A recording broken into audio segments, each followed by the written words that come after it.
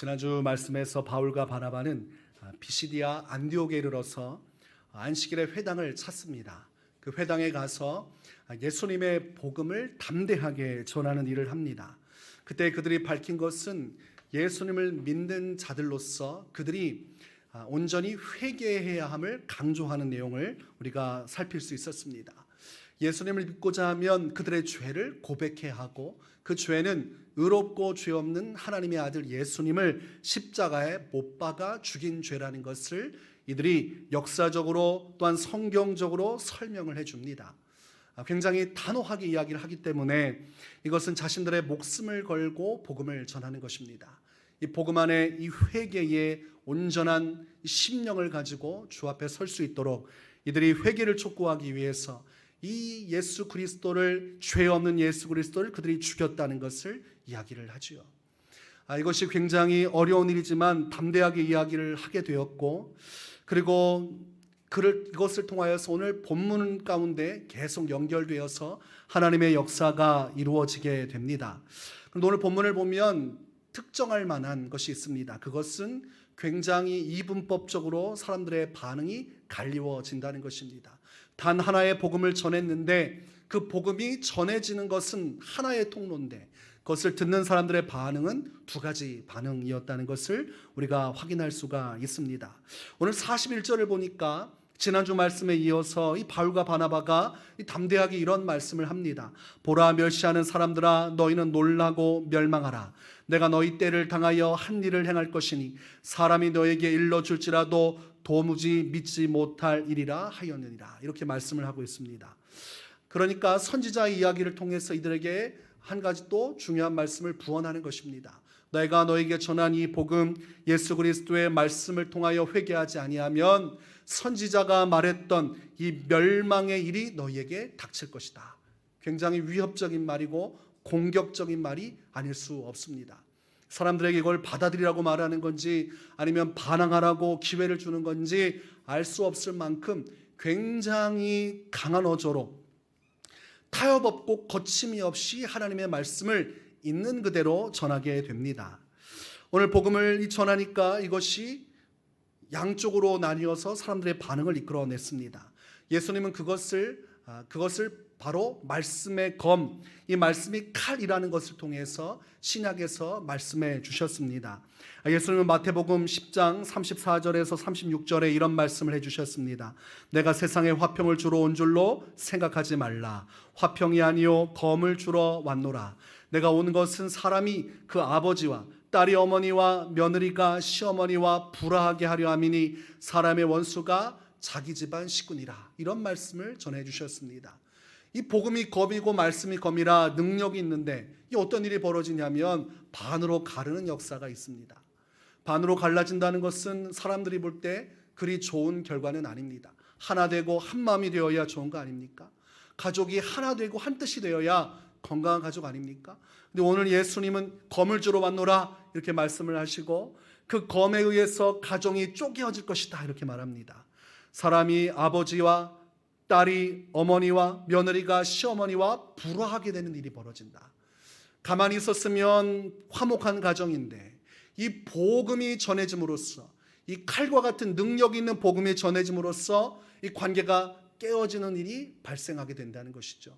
사람들의 반응이 나뉘어질 것이라고 말씀을 하는 것입니다. 아버지가 예수 그리스도의 복음을 믿고 회개한 것, 그리고 아들은 예수 그리스도의 복음을 믿고 회개하지 못하면 이 아버지와 아들 사이가 화목하고 좋았다가 예수 믿는 믿음 안에서 복음의 칼날 안에서 나뉘어지는 일이 벌어집니다. 이 믿음 안에서 충돌이 일어난다는 것입니다. 주일날 아버지는 예배하러 가고 아들은 놀러 가고, 부부간에 아내는 예배하러 가고 남편은 놀러 가고, 이것이 평상시에는 괜찮다가 반복되면서 관계의 갈등이 빚어지게 되죠. 예수님의 복음을 믿지 않았더라면 편했을 것인데 예수님을 믿는 순간 이 충돌이 일어나는 것입니다. 이것이 말씀 안에서 일어나는 이 이분법적인 반응이라고 할 수가 있겠습니다. 그래서 이 복음을 믿는 것은 굉장히 많은 대가를 지불해야 합니다. 예수님은 그것을 공적으로 얘기해 주신 것입니다. 나를 믿는다고 모든 것이 다 좋아질 것이라고 생각하지 말아라. 이 복음은 칼날과 같아서 이것은 심지어 영혼을, 사람들의 관계를 깨뜨릴 수 있는 것이라는 것을 명심해야 된다. 이렇게 말씀하셨습니다. 그러면 왜 이 복음 안에서 사람들과의 관계가 깨어지느냐? 왜 갈등이 일어나고 문제가 생기느냐? 그것은 영적인 본질이 달라지기 때문입니다.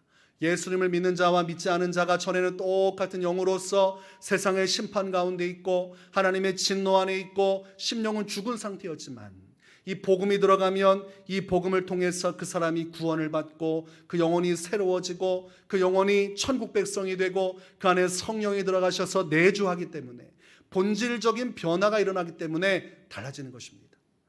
관계는 가족 안에 머물러 있고 서로 간의 추억은 동일하지만 무언가 본질적인 변화가 일어났습니다. 그래서 맞지가 않는 것입니다. 걸어가는 길이 달라지고 선택하는 길이 달라지게 됩니다. 고린도후서 6장 14절 15절을 보면 이렇게 말씀합니다. 너희는 믿지 않는 자와 멍에를 함께 매지 말라. 의와 불법이 어찌 함께하며 빛과 어둠이 어찌 사귀며 그리스도와 벨리알이 어찌 조화되며 믿는 자와 믿지 않은 자가 어찌 상관하며, 이렇게 말합니다. 한 가지, 영적인 본질이 바뀌었기 때문에 너희가 함께 할 수가 없다, 이것입니다. 여기서 그리스도와 벨리알이 어찌 조화가 되는가, 이렇게 표현합니다. 그것은 믿는 자와 믿지 않는 자의 관계를 표현한 것인데, 여기서 벨리알이란 단어는 성경에서 무가치한, 불평등, 쓸데없는 또는 파괴, 불법, 어둠, 이렇게 부정적인 단어로 사용되는 것입니다. 그러나 이것은 결과적으로 후에는 악마의 이름으로 사용되었는데, 그러니까 이 벨리알이란 것은 사탄을 상징하는 이름으로 오늘 사도 바울이 사용을 한 것입니다. 그러니까 사탄에 속한 세상적인 사람과 하나님께 속한 구원받은 백성은 함께 할 수 있지 않다, 이것이죠. 왜냐하면 본질적인 영적인 상태가 다르기 때문입니다. 그래서 여러분들, 예수님을 따르는 사람은 성령 안에서 주의 말씀을 향해 나가고, 예수님을 믿지 않은 자는 사단의 영에 붙들려서 세상의 미혹과 쾌락을 향해서, 멸망을 향해서 나아갑니다. 가는 방향도 다르고 함께하는 자가 달라요. 그러니까 같이 있는 것 같지만 전혀 다른 방법으로 가니 이게 충돌하게 되어 있는 것입니다. 제가 고등학교 때 예수님을 만나고 인생이 변화됐습니다. 노선이 바뀌었지요. 주를 위해 살겠다, 예수님을 위해 목숨을 바치겠다, 이런 결단이 있었습니다. 그리고 이제 학교 생활을 하는데, 학교 생활할 때마다 건건이 친구들하고 부딪히게 되는 것입니다. 어느 날 친구들이 다 함께 술 먹으러 가자고 반이 단합을 했어요. 근데 저는 갈 수가 없었어요. 그래서 안 간다고 했습니다. 그러니까 저만 톡 하고 튀는 겁니다. 아이들이 싫어하지요. 어느 날 다른 학교하고 남학생끼리 싸움이 붙었어요. 그래서 다른 학교 겁주러 간다고 친구들이 다 같이 뭐 하나 연장 챙기고 가자고 그래요. 그래서 제 마음속에 의리를 생각하면 싸우진 않더라도 같이 가야 되는데, 하나님의 자녀로서 그거 할 수 있습니까? 폭력배도 아니고 아무리 가서 아무 일도 없이 그저 좋게 끝나고 나도 그럴 수 없잖아요. 그러니까 나중에 밤에 자율학습 시간이 됐는데 남학생들은 우르르 몰려서 나가는데 여학생들하고 저만 반에 남아있는 거예요. 그 마음속에 얼마나 수치심이 있는지, 배신자가 되고 나약한 사람이 되고 여러 가지 어려움이 마음속에 많았습니다. 친구들이 얼마나 나를 배신자로 생각할까.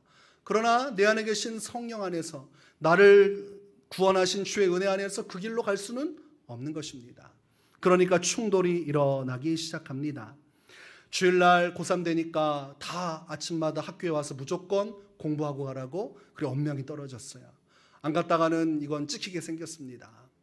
그런데 주일날 교회 가야 되잖아요. 근데 다른 애들은 교회 간다는 얘기를 안 하는 거예요. 같이 가서 얘기를 하면 좋은데, 아니 이 친구들은 교회를 안 갈 작정을 한 것 같습니다. 그래서 저 혼자 가서 선생님한테 얘기했어요. 저 주일날 예배 드리고 가겠습니다. 겨우 허락을 받았지만 마음이 찜찜한 거예요.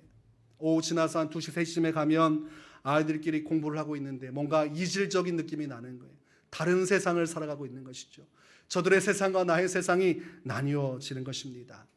영적인 본질이 달라지고 하나님의 말씀 앞에서 순종하는 그리스도인과 세상을 향해 나가는 세상적인 사람들은 이렇게 말씀 안에서 자꾸 구별이 되고 그 안에서 계속 충돌이 일어나게 되어 있습니다. 오늘 이 사도 바울은 회당에 모인 사람들에게 이 복음을 전했어요. 이 복음을 전할 때 두 가지 양상의 반응이 있다고 얘기했습니다. 그것은 무슨 말입니까? 복음을 받아들이는 자들이 있었고 복음을 거부하는 자들이 있었다는 것을 의미합니다. 그러니까 충돌이 벌어지게 된 거예요. 안식일에 회당에서 복음을 전했는데 42절 말씀을 보니까 그들이 나갈 새 사람들이 청하되 다음 안식일에도 이 말씀을 하라 하더라. 이 사람들은 우호적인 사람이었습니다. 사도 바울과 바나바가 회당에서 복음을 전하고 나가니까 뒤쫓아와서 다음번 안식일에도 와서 이 말씀을 전해줄 수 있겠느냐 이렇게 요청을 하는 무리들이 생겨났습니다. 43절에 보니까 회당의 모임이 끝난 후에 유대인과 유대교에 입교한 경건한 사람들이 많이 바울과 바나바를 따르니 두 사도가 더불어 말하고 항상 하나님의 은혜 가운데 있으라 권하니라 이렇게 말씀합니다. 팬처럼 이들을 졸졸졸 따라다니는 사람들이 생겨났습니다. 이들은 유대인이었고 또 유대교에 입교한 경건한 사람들이었다 이렇게 표현을 합니다. 유대인들이 또 유대인 중에서도 경건한 사람들이 이 복음의 호의를 느끼고 이들에게 호감을 표시하고 있습니다. 이들에게 복음을 전할 때 회개를 전하고 예수를 지긴 죄값에 대해서 물었는데 이렇게 공격적인 복음을 전했음에도 불구하고 이들에게 다가와서 말씀에 관심을 보이는 자들이 있었습니다. 그래서 다음 안식일 날 이들에게 복음을 전하기 위해서 바울과 바나바가 다시 찾아왔습니다. 그들 가운데 이 복음을 전하는데 이제는 전과 다른 양상이 벌어졌어요. 보니까 그 주변에 있는 온 시민들이 이 바울과 바나바의 말씀을 듣기 위해서 회당으로 몰려들었다고 되어 있습니다. 너무나 많은 사람들이 궁금하여서 이 논란이 되는 말씀을 듣기 시작했어요. 그런데 지난주에는 좋은 것들만 있었는데 이날 수많은 사람들 가운데 복음을 전하니까 문제가 생기기 시작했습니다.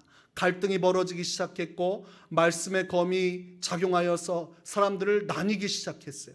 극단적인 관계가 형성됐습니다. 45절 말씀을 보니까 유대인들이 그 무리를 보고 시기가 가득하여 바울이 말한 것을 반박하고 비방하거늘. 그 무리 중에서 한 무리가 다른 유대인들이 이 바울과 바나바의 말을 존경하고 이것을 경청하는 것을 보고 시기심이 일어났다고 되어 있습니다. 저들이 뭐라고 사람들이 저들의 말을 듣는가. 그때부터 이 모든 복음의 내용을 반박하기 시작하고 비방하면서 혈전이 벌어지기 시작했어요. 이 회당 안에서 언성이 고조되기 시작했고 갈등이 커져가기 시작했습니다. 그러니까 아무 일도 없었던 평화로운 회당 안에 바울과 바나바가 복음을 던지니까 이 복음이 떨어져서 사람들을 갈라놓았습니다. 하나 되었던 사람들이 복음 안에서 찢어지고 갈라졌어요. 그리고 갈등이 일어나기 시작했습니다. 일반적으로 이것을 보면 어떤 사람은 그럴 겁니다. 야, 복음에 문제가 있는 게 아니냐. 무슨 놈의 복음이 사람들 간의 갈등을 부추기고 어떻게 이렇게 상황을 악화시킬 수 있느냐. 종교라는 것이 사람들에게 평안을 주고 위로를 주는 것이어야지. 이렇게 사람들에게 분란을 주는 거 보니 이거 잘못된 것이다. 이렇게 평가를 할 수도 있을 것입니다. 그러나 이것이 복음의 진정한 모습입니다. 예수님께서 말씀하신 내가 검을 주러 왔노라 라는 것이 이것이 복음은 능력이 있고 복음은 힘이 있어서 이 복음은 영혼을 구원하고 영혼을 살리고 영혼에게 소망을 주지만 이것을 통해서 믿는 자와 믿지 않는 자를 갈라내서 갈등 속으로 몰아넣는 능력도 있는 것입니다. 그렇게 해야 하나님 안에서 바른 신앙의 길을 가는 자와 세상 멸망으로 가는 자가 구별되기 때문입니다. 그 구별됨을 통해서 나중에 양과 염소의 자리로 구별되어 올라가게 되는 것입니다. 그러니까 이 검이라는 것이 그만큼 말씀의 검이라는 것이 복음이라는 것이 그만큼 파괴력이 있고 능력이 있다. 이렇게 우리가 알면 되겠습니다. 사도 바울이 뭐라 말합니까? 내가 복음을 부끄러워하지 아니하노니 이 복음은 모든 믿는 자에게 구원을 주신 하나님의 능력이 됨이라. 먼저는 유대인에게요 그리고 헬라인에게로다. 이렇게 고백을 합니다. 이 복음의 능력이 떨어졌고 한쪽에 있는 유대인들은 이 복음을 받아들였어요. 그러나 한쪽에 있는 유대인들은 극하게 반란을 꾀하듯 이들을 밀어붙였습니다. 여러분, 이 갈등을 해소할 수 있는 방법이 한 가지가 있는데 그것은 사도 바울이 타협하는 길입니다. 우리가 여러분에게 복음을 전한다고 괜히 분란을 일으켰군요. 앞으로 이 복음을 전하지 않겠습니다. 이 복음 가지고 굳이 싸울 필요는 없습니다. 그냥 믿고 싶으면 믿으면 되지요 라고 뒤로 물러섰으면 타협이 되었겠어요. 그러나 그렇게 하지 않습니다. 46절을 보니까 끝까지 이 복음을 붙들고 담대하게 한 방향으로만 나갑니다. 타협이 없습니다. 바울과 바나바가 담대히 말하여 이르되 하나님의 말씀을 마땅히 먼저 너에게 전할 것이로되 너희가 그것을 버리고 영생을 얻기에 합당하지 않은 자로 자처하기로 우리가 이방인에게로 향하노라. 이 말씀이 무엇이냐면 나는 복음을 전했고 너희가 믿지 않는다면 나는 그러면 이제 이방인에게로 가겠다, 이것입니다. 타협이 없어요. 어떻게 타협이 없습니까? 복음의 능력을 확신하기 때문입니다. 대부분 복음을 전한다고 하면서 타협하는 사람들은 마음속에 확신이 부족합니다. 복음의 능력을 믿지를 못하는 게 있어요. 그래서 복음을 전하려고 하다가 이 복음에 확신이 없으니까 뒤로 물러섭니다. 예수님을 전하면 영혼이 구원받는다, 이 마음 가지고 복음 전하는 일에 발걸음을 내딛었다가 상대방이 버럭 화를 내거나 분노하거나 상황이 어려워지면 뒷걸음질을 칩니다. 그리고 타협하는 방법을 생각을 합니다. 그러나 사도들은 그렇게 하지 않았어요. 내게 욕을 하던 비방을 하던 나를 괴롭히던 상관없이 하나님의 복음을 붙들고 담대하게 전했고 그 복음을 받아들이지 않으면 아주 시원하게 그러면 난 다른 사람에게 복음을 전하겠다, 그리고 다른 길로 복음 전하는 길로 나갔습니다. 이게 굉장히 중요해요. 복음에 대한 능력을 확신하면 이렇게 시원시원하게 갈등 상황 속에서 털어내고 다른 길로 갈 수가 있는 것입니다. 근데 자신감이 없으니까 자꾸 주눅이 들고 위기가 다가오면 자꾸 뒷걸음질 치고 복음을 담대하게 전하지 못하고 복음 이야기하다가 꾸물꾸물 하다가 그냥 숨어버리게 되는 것입니다. 여러분, 복음은 능력이 있고 생명이 있고 권세가 있기에 우리는 담대하게 복음을 전할 수 있어야 합니다. 이 복음을 가지고 사람들이 갈라지고 갈등이 생긴다고 해서 내가 뭔가 말 실수한 건 아닌가, 이 책임을 자신에게 찾는 사람들이 있어요. 그러나 오늘 사도 바울과 바나바가 그렇게 했습니까? 안 했지요. 복음을 전해가지고 회당이 아수라장이 되고 사람들이 자기를 막 공격하고 해도 자기 자신에게 문제가 있다고 생각하지 않았어요. 우리가 신앙생활하면서 가장 크게 거치는 것이 바로 내 잘못이 아닌가. 복음 전하다가 누군가 버럭 화를 내면 어이구야, 내가 뭔가 말을 잘못해서 이렇게 된 게 아닌가, 내가 뭔가 기도를 많이 하지 않아서 이렇게 된 것이 아닌가. 여러분, 그렇게 보지 마시기 바랍니다. 복음이라는 것이 원래 그런 것입니다. 제대로 받아들여서 내 편이 돼서 영원한 천국 백성으로 함께 가든지 아니면 나와 원수가 되고 이 관계가 끊어지든지 그렇게 되는 것임을 우리가 받아들여야 합니다. 아무런 말도 하지 않아도 복음을 받지 않은 사람은 부정적으로 보게 될 것입니다. 그것을 각오해야 한다는 것을 우리가 말씀을 통해 배울 수 있는 것입니다. 우리가 이 문제를 조금 드러내놓고 본질적인 문제를 살펴야 복음을 전하는 발걸음이 위축되지 않고 중단되지 않습니다. 여러분이 언제라도 복음을 전하면 항상 이 복음을 받아들이고 여러분과 함께하는 자와 여러분을 반대하고 비판하고 비난하는 자로 나뉘어진다는 것을 받아들여야 됩니다. 내 잘못 때문이 아니라 복음 자체가 그런 것입니다. 하나님의 말씀의 검이라는 것 자체가 갈등을 부추기는 능력이 있고 또한 그 안에서 말씀을 받은 자를 구원해주는 능력이 있다는 것을 우리가 이해하면 그렇구나, 내가 복음 전하면서 사람들에게 모욕당하고 비난받았던 것이 내 잘못이 아니라 나의 무능함이 아니라 복음이 가지고 있는 상황이라는 것이 그런 것이구나, 그렇게 이해를 해야 됩니다. 바나바와 바울이 그걸 알고 있는 거 아닙니까? 아니, 성령의 빛이 비추어지니까 유대인들이 어디 소속이에요? 지금 마귀에게 붙들려 있는 세상 영에 사로잡힌 자들 아닙니까? 그러니까 반박하고 공격하는 자들이 있는 것이 정상이지요. 아니, 복음을 전하면 귀신이 싫어하는 게 정상이지 않습니까? 사단이 지배하고 있는 어둠의 권세와 멸망으로 빠져가는 자들을 구원하기 위한 복음이 비칠 때 마귀가 발악을 하는 건 당연한 거 아닙니까? 그러니까 복음을 전할 때 상대방이 불쾌해하고 기분 나쁜 것은 자연스러운 일이라는 것입니다. 어느 날 거울을 볼 때 내가 상당히 늙었다는 것을 보고 충격받지만 우리가 세상 이치를 보면 자연스러운 것입니다. 내 안에 하얀색 세체가 생기고 머리가 하얗게 변하는 것은 자연스러운 것입니다. 마찬가지입니다. 복음을 전할 때 누군가가 말씀을 기쁨으로 받는 것도 자연스러운 것이요, 이 복음을 부정하고 나를 공격하는 것도 자연스러운 것이다, 이겁니다. 이 바나바와 바울이 그것을 알았기 때문에 흔들림 없이 담대하게 이 복음 안 믿으면 우리는 또 다른 길로 이방인에게 가겠다, 담대하게 외칠 수 있었던 것입니다. 진리를 알지니 진리가 너희를 자유케 하리라 하신 말씀이 여기에 있는 것이에요. 그러니까 우리가 이 복음의 능력과 복음이 전해질 때 결과적으로 나타나는 상황을 이해하면 우리가 좀 더 효과적이고 온전하게 복음을 전할 수가 있습니다. 제가 고등학교 때 친구 집에 찾아가서 복음을 전했어요. 저는 항상 믿기만 하면 좋은 일만 일어난다고 생각했습니다. 그래서 복음을 전하고 이 친구가 예수님을 믿는 그림을 상상했어요. 그리고 그 친구 집 앞에서 친구를 불러내서 복음을 전했습니다. 이거 얼마나 욕을 먹었는지. 내 믿음은 그게 아닌데 현실은 다른 거예요. 마음에 낙심이 됐어요. 내가 기도도 했고 믿음을 가지고 복음을 전했는데 아니 망신도 이런 망신이 어디 있습니까? 친구가 소리를 퍼럭 지르면서 너 다시는 교회 얘기할 거면 우리 집에 찾아오지 마. 그리고 집에 들어가는 거예요. 여러분 그거 아십니까? 복음 전하다가 친구는 들어가고 그 앞마당에 있는 의자에 가만히 있는데 공허함이 밀려오는 거예요. 이게 무엇인가? 아니 믿음으로 했는데 왜 이렇게 내가 면전에서 모욕을 당하는가? 오늘 이 말씀을 보면 자연스러운 것입니다. 반대하는 자는 그렇게 강렬하게 과거 때부터 그렇게 반대해 왔습니다. 그러나 중요한 것은 믿는 자도 있다는 것을 알아야 됩니다. 제가 예비군 훈련 갔을 때에 이 복음을 전했더니 보니까 교회 다니는 분들이에요. 좋다고 그 다음부터 이 동원 예비군 훈련이었는데 3박 4일 동안 제 뒤를 졸졸졸 쫓아다니는 거예요.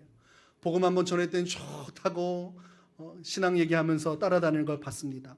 이 복음의 능력이라는 것이 사람의 마음을 긍정적으로 바꾸고 호감으로 바꾸고 그리고 그 믿는 사람들을 연합시키는 힘이 있어요. 그래서 서로 아무도 모르는 그 답답하고 예비군 훈련 뭐 좋겠습니까? 모르는 사람들 더군다나 직장인들 와가지고 3박 4일 동안 하고 가야 되는데 얼굴 정색하고 서로 말도 안 하고 그런데 그때부터 아주 베스트 프렌드가 됐습니다. 군생활할 때도 마찬가지예요. 저는 전도를 열심히 했어요. 이 장교들한테 열심히 전했더니 이 사람들이 예수님을 믿었습니다. 신기하죠. 마음속에 믿을까 싶었는데 믿었어요. 마음속에 믿을 것이다 할 때는 안 믿었고 믿을까 했더니 믿었어요. 그래서 야 복음이라는 것이 받아들이는 것이 내 마음대로 되는 것은 아니구나. 이것은 하나님의 영역이니 기도하고 최선을 다할 뿐이구나. 그래서 이 사람들에게 복음을 전했는데 이 사람들이 그때부터 저를 좋아해 주기 시작하는 거예요. 중대장들이 다 주중에 제 방으로 와서 놀다 가는 거예요. 가만히 있으면 그냥 들어와서 제 방에 앉아있다가 그냥 가는 거예요. 제가 곰곰이 생각했습니다. 저보다 계급도 높고 할 일도 많은 사람들이 왜 내 방에 와서 저렇게 죽치고 앉아있다가 내가 뭐 가지고 노는 장난감 있으면 서로 만지고 있다 갈까 생각했더니 이게 복음의 능력이구나. 복음이 저들을 구원시켰고 예수 만나게 하니까 이들이 복음을 전해준 나한테 고마워가지고 자꾸 찾아오는구나. 고마우니까 자꾸 찾아오는 거예요. 주일날만 되면 같이 교회 가자고 그러면 좋다고 다 모여가지고 그 군대 안에서도 예배했지만 그 바깥 민간교회에서 예배할 때도 와가지고 그렇게 같이 예배를 하고 교제를 했습니다. 제가 있었을 때 현역으로 있었을 때 그 군부대 장교들이 가장 많이 교회에 왔었습니다. 제가 뭐 대단한 게 한 거 아니에요. 그냥 하나님이 복음 전하라고 하니까 내 양심에 거리낌이 없도록 일단 뭐 믿는 것은 내가 할 수 없으니까 나는 한 번씩 복음만 전하고 끝내자 하고 전했는데 다 믿는 바람에 그렇게 된 것입니다. 그래서 여러분들이 복음이라는 것이 내 능력으로 뭔가 결과를 좌지우지하는 게 아니라 복음 자체가 가지고 있는 능력이 있다는 것을 믿어야 됩니다. 그러니까 이 복음의 능력이 있는데 누군가는 이 복음을 믿고 나와 한편이 돼서 평생을 함께하기도 하지만 누군가는 이것을 적대하고 비방하고 반대하기도 합니다. 이것을 내가 수용할 수 있는 마음을 가지고 전도하면 우리가 비난도 받겠지만 기적도 경험할 수 있는 것입니다. 대다수의 많은 사람들이 박해받는 것 여기에만 항상 몰두하니까 이 전도를 안 하는 것입니다. 그리고 내가 문제가 있어서 항상 전도에 열매가 없다고 복음의 능력을 부정하고 마치 나의 능력으로 사람을 구원할 수 있다고 착각하니까 복음을 못 전하는 거예요. 나 같은 사람이 복음을 전해서 저 사람을 어떻게 설득시킬 수 있을까? 내가 말 실수했다가 저 사람과 관계가 깨지면 이거 나도 힘들고 저 사람도 힘든 게 아닐까? 이런 식으로 자꾸 복음의 능력을 부정하고 내 능력 의지하다가 전도를 못하는 것입니다. 전도는 오늘 바나바와 바울처럼 단순해야 됩니다. 오직 복음의 능력을 믿고 전하기만 할 뿐 결과는 내가 책임지지 않습니다. 오늘 얼마나 담대합니까? 믿기 싫으면 믿지 말아라. 나는 전했다. 나는 너희들이 복음을 받지 않는다면 이방인에게 가서 전하면 될 뿐이다. 무슨 말입니까? 안 믿으면 너희가 멸망당하는 것이지 뭐 내가 어떻게 하겠느냐. 내 능력으로 너희를 구원시킬 수 없으니 나는 복음을 전했고 나머지는 너희가 책임져라. 여러분, 이것은 무책임한 것이 아닙니다. 이것은 자기의 능력으로 전도할 수 없다는 것을 알기 때문에 이런 것입니다. 하나님의 능력을 통해서만 구원받는다는 걸 알기 때문에 책임지지 않고 털어내고 가는 것이에요. 여러분이 만약 이런 신앙을 가지면 전도하는 게 어려울까요? 쉬울까요? 쉬워요.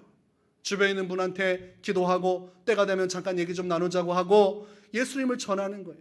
내가 만난 예수님이 얼마나 좋으신 분인지, 그분이 십자가에서 죽으시고 죄 용서해 주셔서 내 죄가 용서받고, 당신도 오늘 예수님 믿으면, 회개하면 이 죄 용서받아서 하나님의 자녀가 되는데 이 예수님을 믿겠느냐. 내가 계속 기도하고 있다. 그럼 뭔가 반응이 있을 거 아닙니까? 근데 신기하게도 그때 교회 가겠다고 하는 사람이 있다니까요. 기다렸다는 듯이 교회 가겠다는 사람이 있습니다.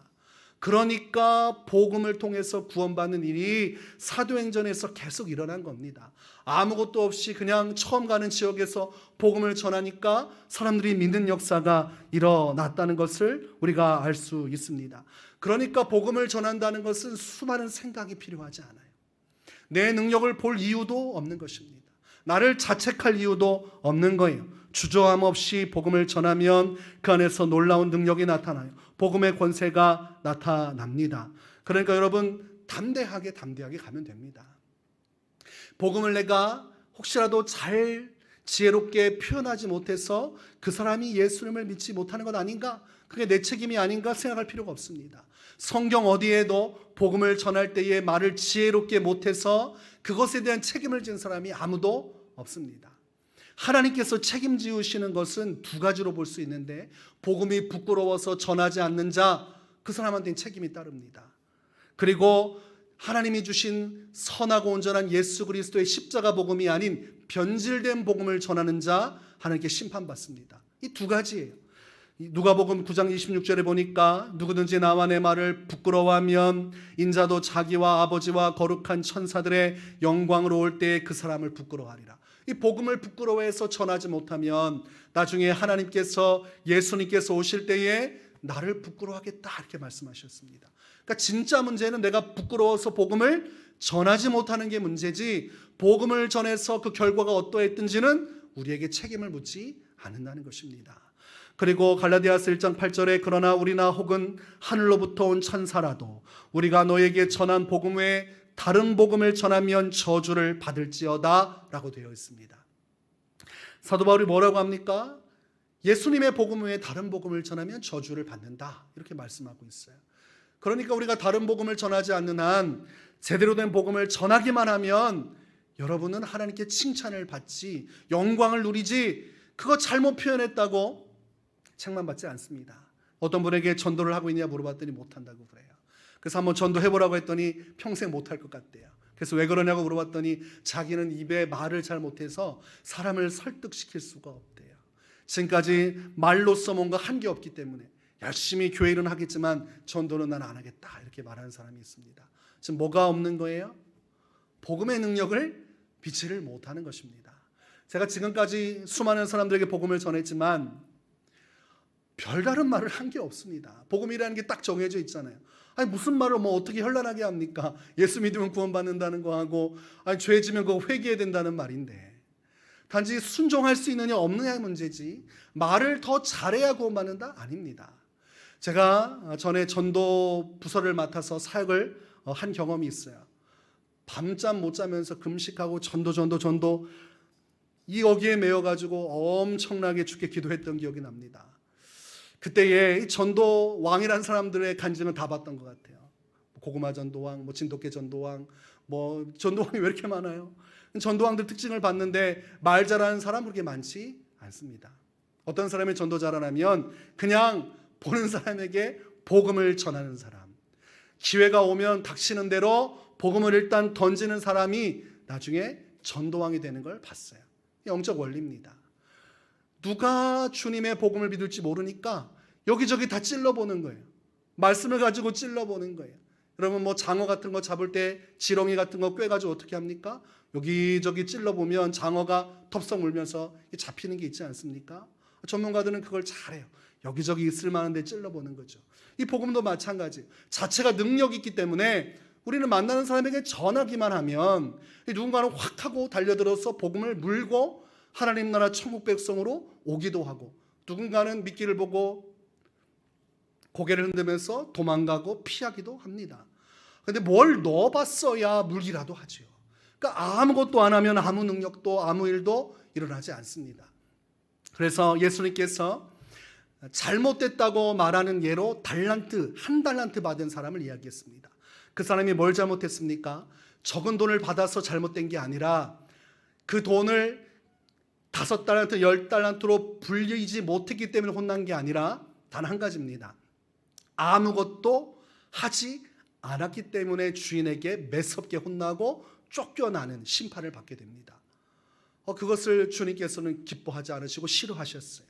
그러니까 진짜 위기는 내가 복음을 전해서 그 사람이 나에게 화를 내고 오히려 나와 관계가 틀어지는 게 위기가 아니라 내가 아무것도 안 하고 복음을 전하지도 않고 평생 동안 입을 막은 채 살아가는 것이 문제입니다.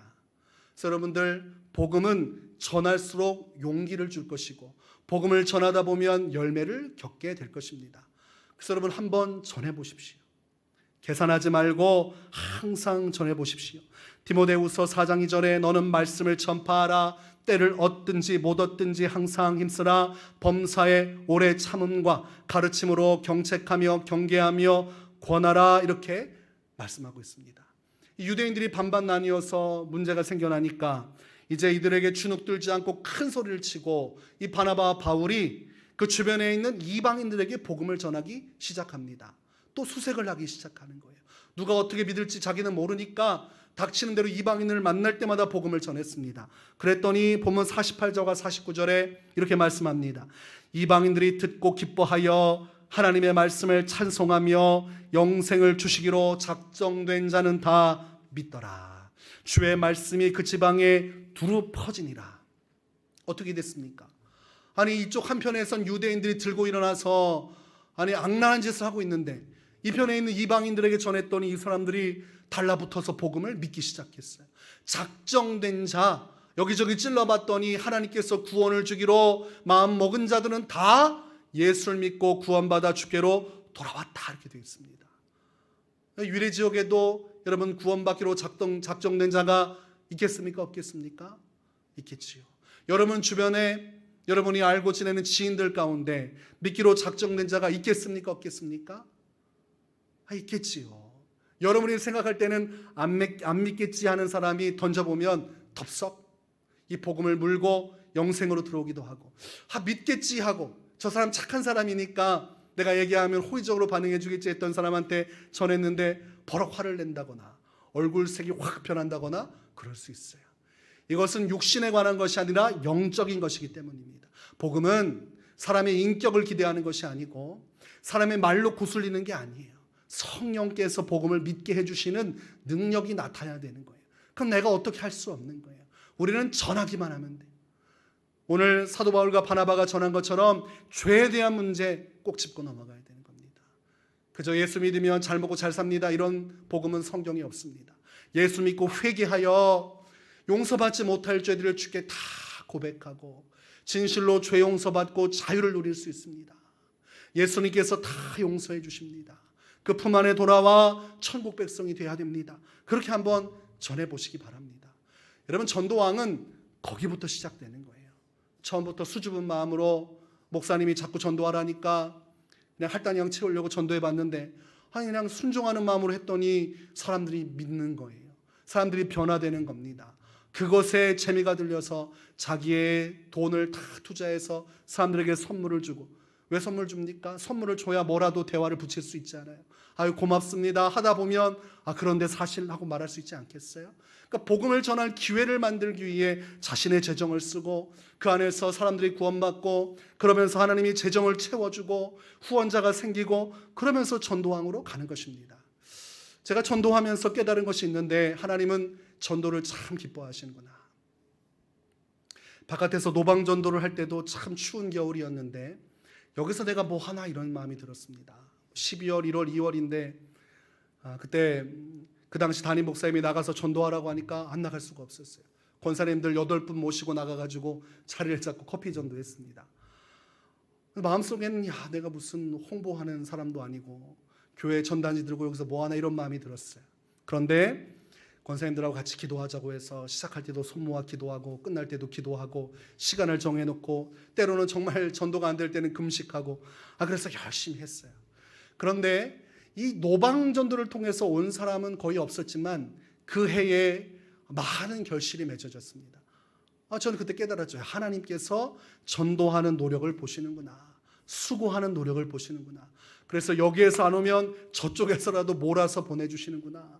이스라엘 백성들에게 메추라기와 만나를 보내주신 것처럼 그 교회가 영혼 구원을 위해 힘쓰면 사람들을 보내주시는구나. 이런 것을 제가 경험을 했습니다.